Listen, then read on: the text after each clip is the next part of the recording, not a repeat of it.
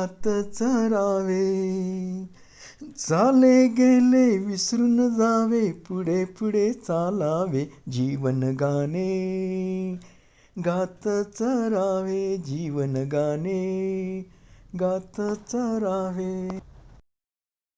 ओम नमो ओंकारेश्वर देवताय नमः. ओम नमः शिवाय. ओम नमः शिवाय. अवधूत चिंतन श्री गुरुदेव दत्त. मंडळी, आपण ऐकत आहात संघर्ष जीवनाचा मार्ग शिवभक्तीचा, हे माझं आत्मकथन. तर मंडळी, मागील भागामध्ये मी गुरुच्या ठिकाणी मांडतो असे दादा म्हणजे नाळवंडीकर दादा यांच्याबद्दल मी काल बोललो. कालच्या भागामध्ये दादांपासून खूप काही शिकलो. अजून काही मी त्यांची अजून आठवण आली तर मी सांगणारच आहे तुम्हाला पुढेही. पण अजून त्याच्याभोवताली एक काही माणसं होती. मी ज्या ठिकाणी म्हणजे काम करत होतो स्टुडिओचं काम करत होतो, म्हणजे मी स्टुडिओमधलं मला सर्वच येत होतं. म्हणजे खूप जुना आहे मी त्याच्यातमधला होतो. म्हणजे ब्लॅक अँड व्हाईट जमान्यातला काम करणारा होतो, त्याच्यामुळे मला खूप अनुभव होते. आणि त्याच्यामुळे मी त्या दुकानावर म्हणजे सर्वच गोष्टी मला येत होत्या. नेटकट डिजिटलचा युग चालू झालेलं होतं, पण एवढं काही अजून मार्केटमध्ये आलेलं नव्हतं त्यावेळेस. आणि माझ्या समोर म्हणजे ज्या दुकानामध्ये काम करत होतो त्या दुकानाच्या समोर एक जोडी राहत होती. सुतार होते ते जातीनं. म्हणजे एक वयस्कर होते त्यावेळेस. मी नाही म्हणलं तरी 65-60-65 वर्ष वय असेल त्या दोन्ही म्हाताऱ्याचे. ती आवळे जवळे होती. त्यांचे नावं काही मला माहीत नव्हते, फक्त आम्ही सुतार मामा म्हणायचो. आणि म्हणजे बऱ्याच दिवस असं काम करून ती ओळखीनं समोरच रस्ताच मध्ये. आणि पावल्या वेळात कस्टमर वगैरे कोणी नसलं की मी आपलं त्या काचामधून माझ्या साईडला काच एक होत्या, काचातून उगाच बसल्या बसल्या त्यांची ही बघायचं, मुवमेंट बघायचं सगळी, म्हणजे कसं करते. दोघं जण आवळे जवळे होते, पण दिसण्यामध्ये आवळे जवळसारखं वाटत नव्हते. एक जाड होतं आणि एक असं आडकुळं होतं. दोनाचे शेम वय, दोन्हीचे म्हणजे शेम वयाचे लोक. आणि मी का बघायचं, कधी कधी ती भाकरे मामा ही ते त्या बऱ्याच दिवसापासून तिथं असल्यामुळे त्यांना तिथलं माहीत होतं ना. मग ती कधी मध्ये गप्पा मारायची माझ्या, ही म्हातारी असे करते तसं. मग म्हणून मी कुतूहलानं कस्टमर वगैरे शांत जर काय असलं उगाच बसल्या बसल्या असं. कारण मला निरीक्षण करायची लय सवय होती, म्हणजे अजून बी आहे माणसाचं निरीक्षण करणे.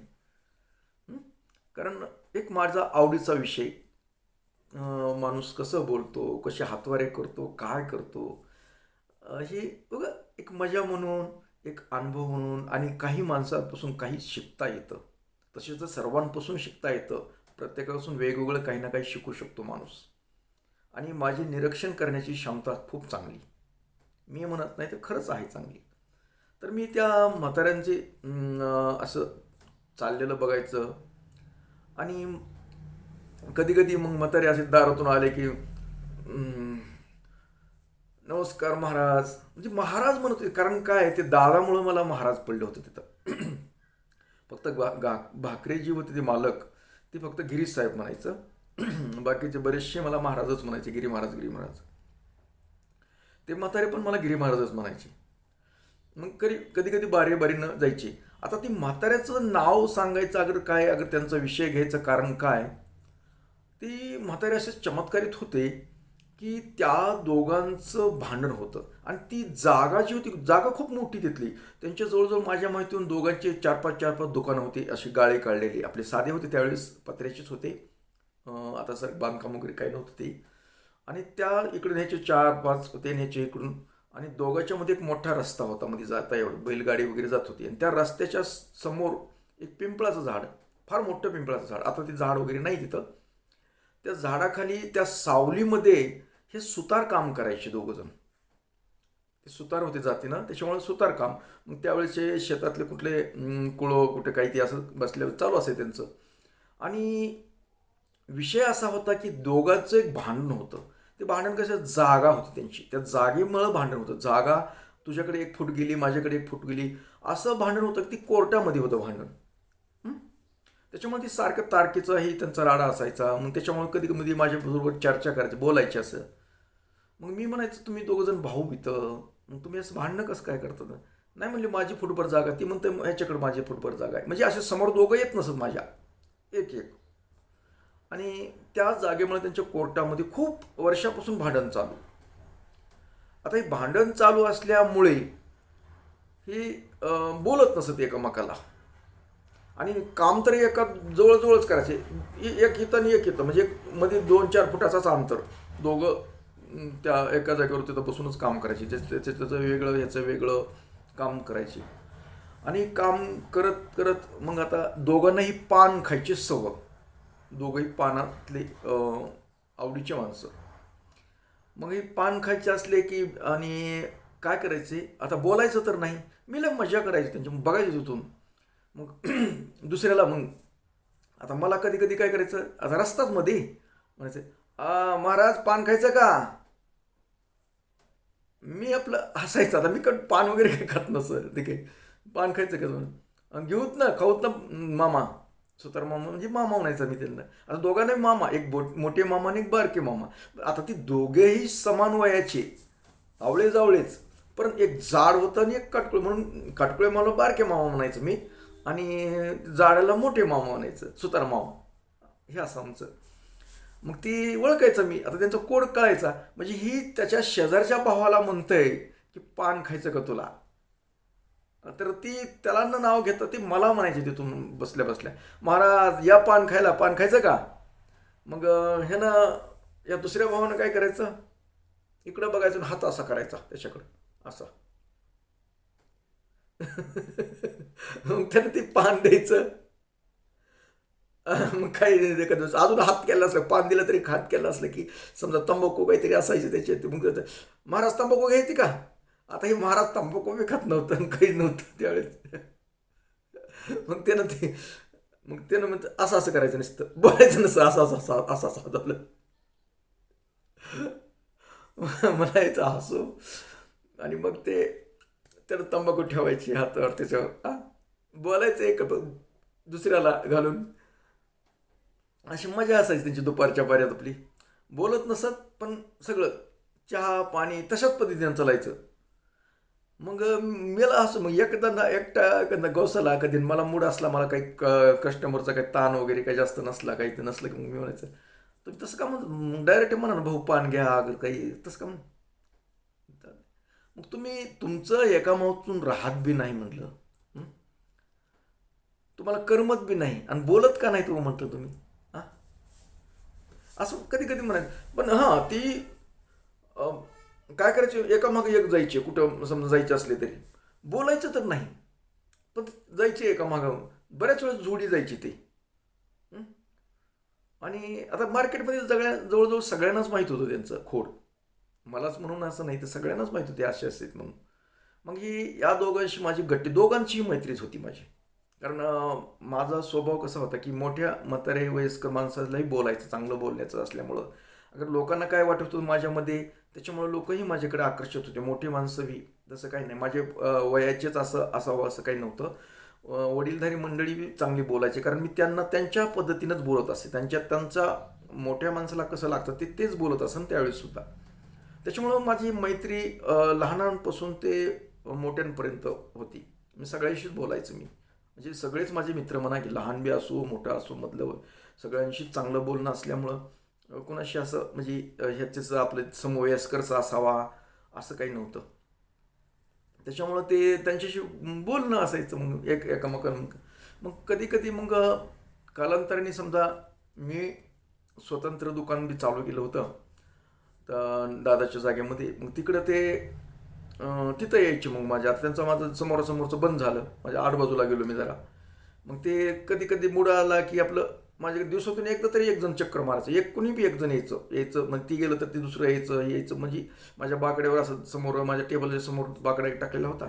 मग यायचे आपले पान काय चाललं महाराज, इकडल्या तिकडल्या गप्पा मारीत आपलं हे बोलायचे. ते असं त्यांचं चाललेलं होतं मस्त आपलं. चहा कधी पाजायचे, मी त्यांना कधी पाजायचो चहा, कारण शेजारीच हॉटेल होतं. मग तिथं चहा मागवायचा, हे आमचे चाललेलं होतं व्यवस्थित असं. मग असंच चालत चालत असताना काय झालं, केजमध्ये एक मोठं म्हणजे मोठ्या प्रमाणात एक सप्ताह झाला तालुक्याच्या स्तरावर, फार मोठा त्या काळात. आणि मला कामामुळे काही सप्त्या वगैरे त्या कार्यक्रम ऐकायला काही जाता येत नव्हतं. हं? आणि मी शक्यतो जात बी नसं कुठं. पण नाद तर भारी, धार्मिक असल्यामुळं नाद वगैरे देवधर्मातला हे तर तुम्हाला माहीतच आहे. कारण पोथी पुराण सगळ्या गोष्टी मला आवडत होत्या. आणि त्याच्यातच त्या विषयात बोलत असल्यामुळं मला महाराज म्हणत होते लोक बरेच जण. मग हे जी जोडी होती ना, ही जोडी जायची ते रामायण ऐकायला. म्हणजे त्या सप्त्यामध्ये रामायण ढोक महाराज, जे ढोक महाराज त्या काळात बी प्रसिद्ध होते. म्हणजे नवीन प्रसिद्ध तिकडं नागपूरकडे कुठल्या तरी साईडचे होते, पण नेटकेच महाराष्ट्रामध्ये चालू झालं होतं त्यांचं. तर ते ढोक महाराज म्हणून रामानाचार्य, त्यांचं 7 दिवस तिथं रामायण चालू होतं.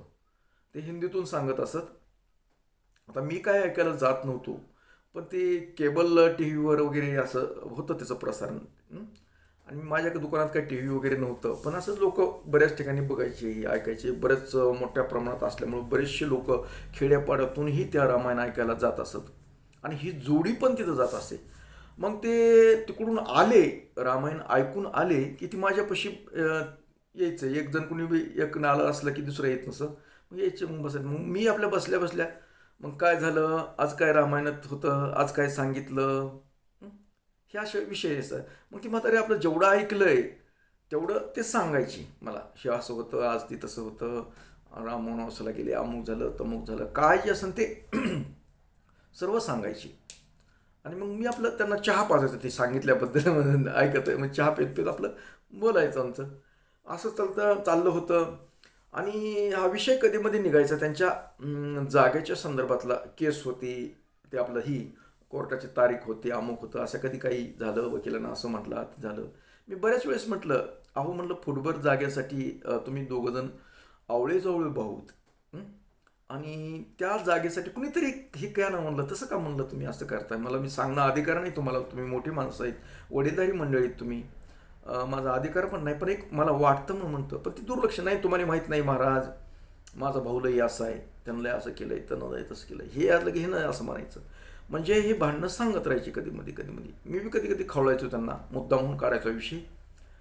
तर असं चाललं. ते मग एके दिवशी काय झालं, रामायण ऐकून वरी ढोक महाराजांचं रामायण ऐकलं त्यांनी. आणि ते होऊन मस्त आले की मग विषय त्यानेच काढला. मग आज लय मस्त सांगितलं बघा महाराजांनी. म्हणलं काय सांगितलं आज महाराजांनी? म्हणलं चहा मागवतो, चहा मागितला. मग पेत आला चहा विसतो. मग काय होतं आज, म्हणलं विषय काय होता? तर म्हणले काय नाही, भरताचं आणि रामाचं प्रेम या विषयावर ही चालू होतं म्हणले, त्याच्यावर सांगितलं म्हणले महाराजांनी. खूप छान सांगितलं म्हणले. मग आमचं डोकं लगेच क्लिक होतं आहे. आता भरत आणि राम ही काय नातं आहे, त्यांचं बंधुप्रेम काय आहे, या गोष्टी आता मी त्यातलाच ना. म्हणजे धार्मिक कथानक वगैरे बऱ्याचशा गोष्टी माहीत आहेत ना मला. त्याच्यामुळं म्हटलं मग हां बरं, मग काय सांगितलं नेमकं, काय तुम्हाला काय असं विशेष वाटलं? नाही म्हणले रडवलं हो महाराजांनी. अक्षरशः मनपामधले माणसं रडले हो महाराज, रडले. म्हणलं तुम्ही रडलात का? हो ना, मला सुद्धा रडू आलं म्हणले. वा वा म्हणलं, छान सांगितलं मग, वा वा असं म्हटलं. नाही म्हणले खूप खूप प्रेम हो भावाभावाचं. बघा ना किती महाराज, अहो राम वनवासाला 14 वर्षे गेले आणि भरतानं त्यांचं राज्य सांभाळलं, गादीवर बसलं नाही, त्यांच्या पादुका ठेवल्या. किती प्रेम हो, किती प्रेम हो महाराज, किती प्रेम. बघा ना, अक्षरशः मला रडू आलं हो.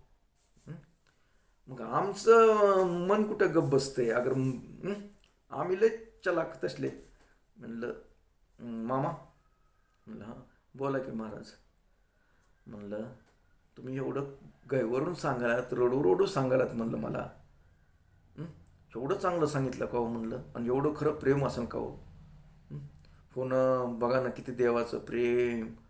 म्हणलं मग बरं मला एक सांगा म्हणलं मामा, आपण कीर्तनाला, रामायणाला, अगर कुठल्याही कथाला आपण जातो, आपण त्यापासून काय घेतो? काय घेतो? ती म्हणले ज्ञान घेतो की हो महाराज. कसलं ज्ञान घेतात म्हणलं? ही काय असं बंधुप्रेम वगैरे देवांचं कसं होतं, आपण कसं वागायला पाहिजे हे शिकतोच आपण त्याच्यातून, असं ते म्हातारं म्हणलं मला. मग आम्हाला राहवलंच नाही. आम्ही फटकनी बोललोत. म्हणलं, मामा एक म्हणतो तुम्हाला, तुम्ही त्याचं किती अंमलात आणता? तुम्ही रामायण ऐकायला जातात, रामायणामध्ये तर बंधुप्रेम दाखवलंय, पित्याचं प्रेम दाखवलंय, बायकोचं प्रेम, सगळ्या गोष्टी बंधुप्रेम किती दाखवलंय. म्हणलं भावाभावाचं किती प्रेम आहे म्हटलं रामायणामध्ये. आपण आदर्श घेतो आपण म्हटलं. म्हणलं हो हो बरोबर आहे. त्याला कळलंच नाही म्हाताऱ्याला मला काय म्हणायचं ते. म्हणलं मग आपण नुसते ऐकतो आणि सोडून देतो म्हटलं.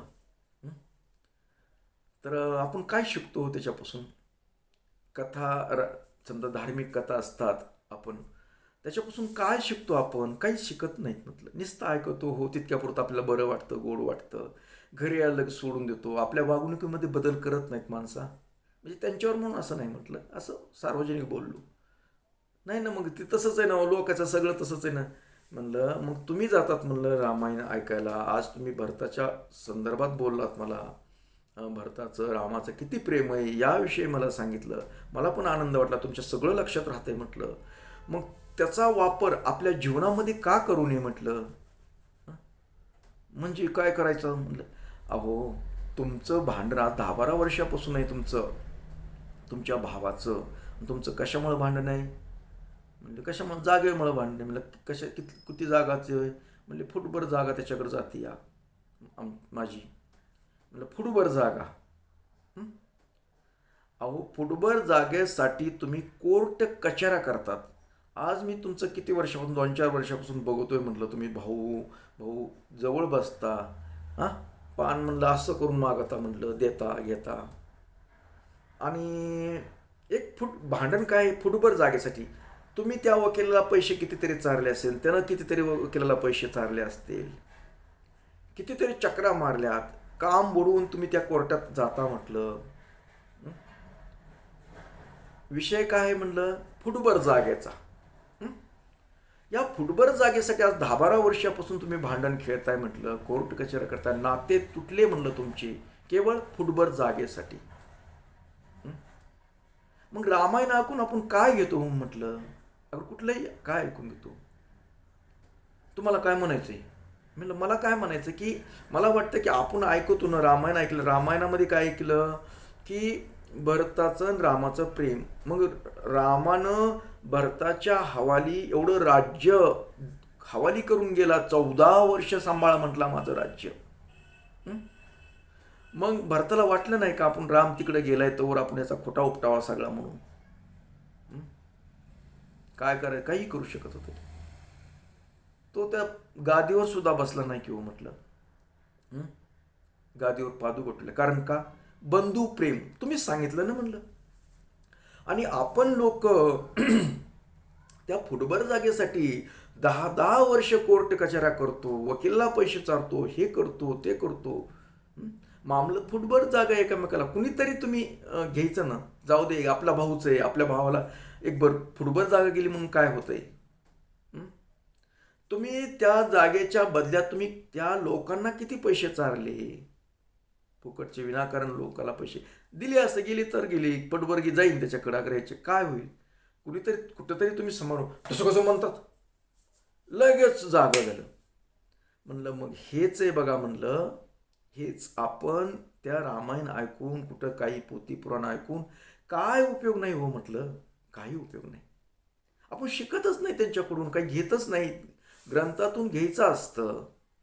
आपलं जीवन असं राहायला पाहिजे. मग आपण आदर्श कसा घ्यायचा हो रामाकडून, अगर भरताकडून? काय घेतला आदर्श? काहीच नाही.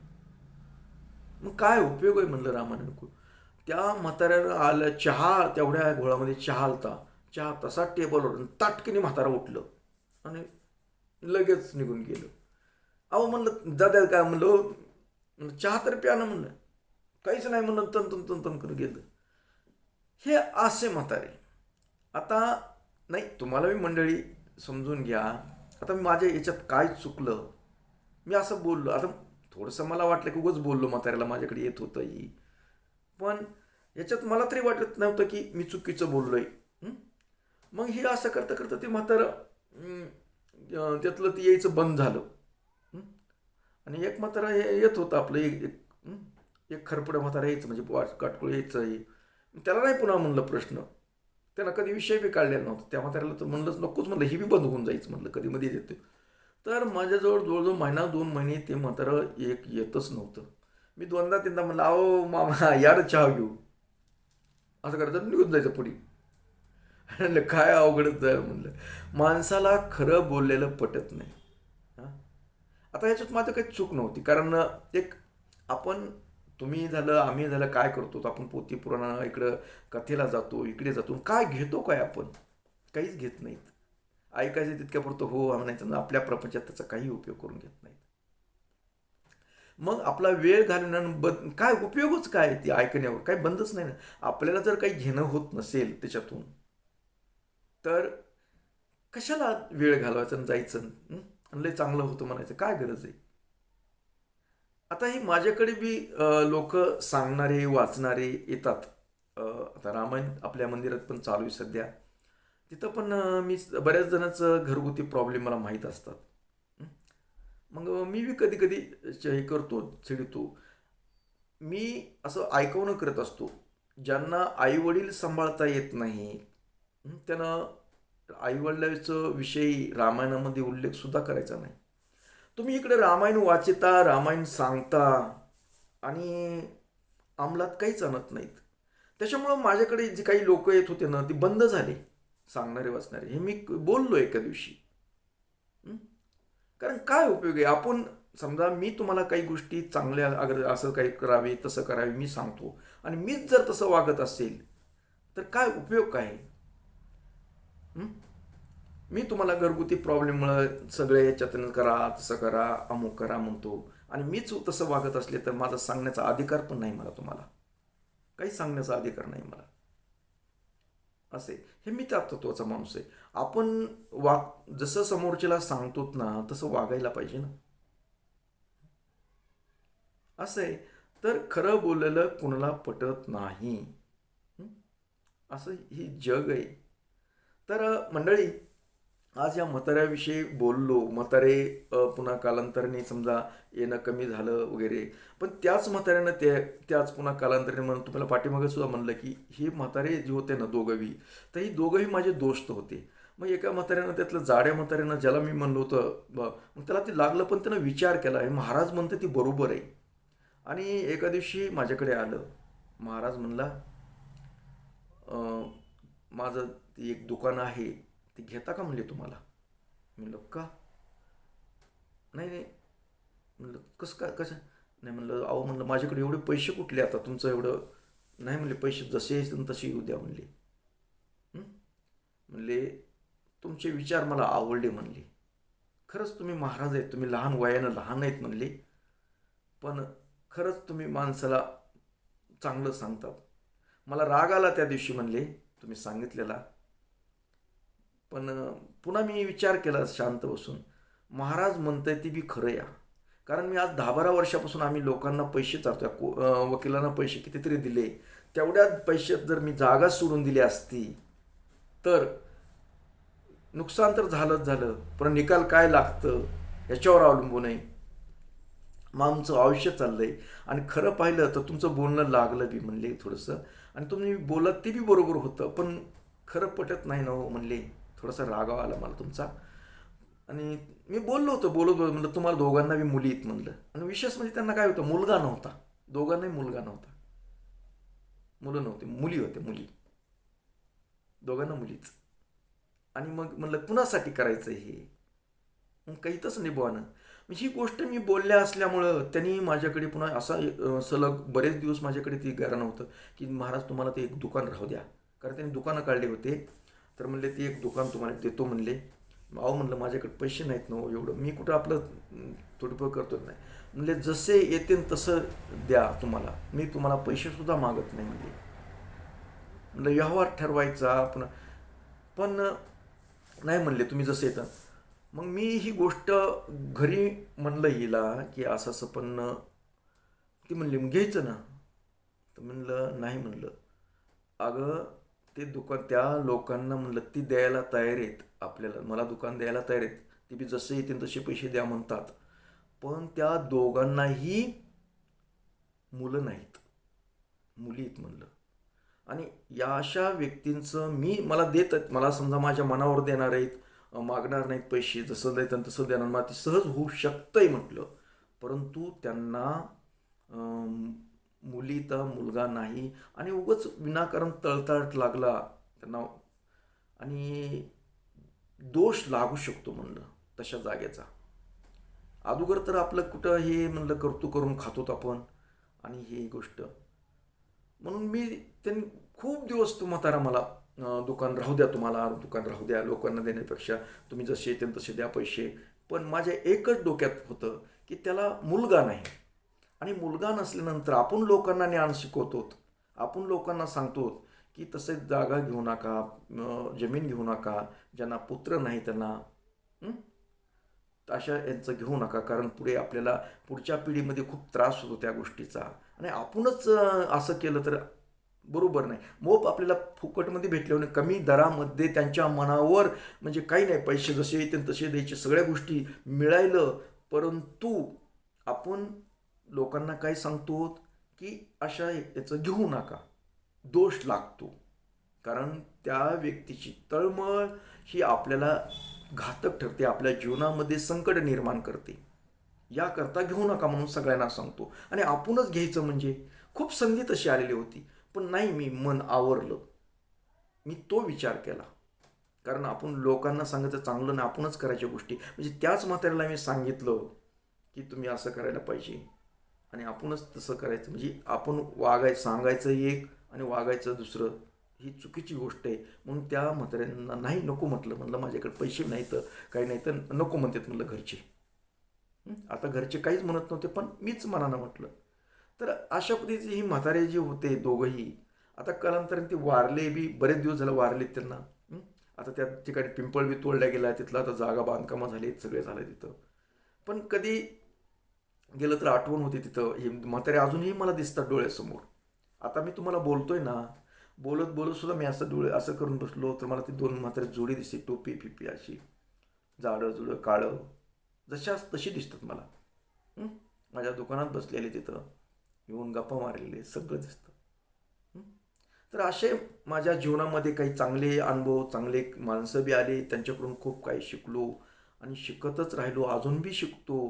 कारण जे भेटतं त्याच्याकडून काहीतरी चांगलं भेटतं, काहीतरी असतं. ही माझा स्वभाव गुण आहे.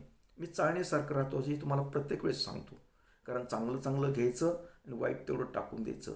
तर अजून बरेचसे आहेत. मी ज्यावेळेस केजमध्ये समजा व्यवसायानिमित्त वगैरे राहत होतो, त्यावेळेस बऱ्याचशा अशा लोकांच्या आठवणीत माझ्या जीवनामध्ये आलेल्या, ह्या माझ्या आत्मकथनामध्ये जसं मला आठवत्यान तसं मी तुम्हाला सांगेल. पुढे बऱ्याच गोष्टी अजून माझ्या इकडे काय गावाकडे होत होतं, तिकडे काय होत होतं, या पण गोष्टी मी तुम्हाला सांगणार आहे, पण पुढील भागामध्ये. तर तोपर्यंत मंडळी, ओम नमः शिवाय, जय हिंद, जय भारत. सुखी राहा आणि समाधानी राहा, आणि ऐकत राहा माझं आत्मकथन, संघर्ष जीवनाचा मार्ग शिवभक्तीचा.